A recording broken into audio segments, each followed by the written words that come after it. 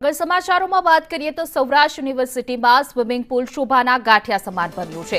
9 કરોડના ખર્ચે આંતરરાષ્ટ્રીય કક્ષાનો સ્વિમિંગ પુલ બનાવાયો છે। છેલ્લા 6 મહિનાથી સ્વિમિંગ ધૂળ ખાઈ રહ્યો છે। મેન્ટેનન્સનો ખર્ચ વધુ હોવાથી સ્વિમિંગ પુલ બંધ કરાયો છે। કરોડોના ખર્ચે બનેલા સ્વિમિંગ પુલમાં ગંદકી જોવા મળી રહી છે। સૌરાષ્ટ્ર યુનિવર્સિટી શારીરિક શિક્ષણ નિયામકોનું નિવેદન પણ સામે આવ્યું છે।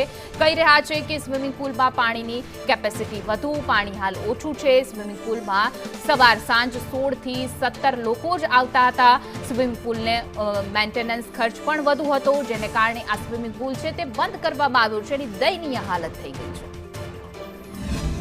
સ્વિમિંગ પુલ લગભગ 10 કરોડના ખર્ચે આઉટડોર અને ઇન્ડોર સ્વિમિંગ પુલ બનેલો છે અને અત્યારે પાણીનું પ્રમાણ ઓછું અને સ્વિમિંગ પુલની કેપેસિટી વધારે હોવાથી અને મેન્ટેનન્સ ચાર્જ વધારે થવાથી અત્યારે સ્વિમિંગ પુલ હાલ આપણે બંધ છે અને આવનારા સમયમાં સ્વિમિંગ પુલ ચાલુ થાય અને રાષ્ટ્રીય કક્ષાની સ્પર્ધાઓ વધારે યોજાય અને વધારે લોકો લાભ લે એવો અમે પ્રયત્ન કરી રહ્યા છીએ।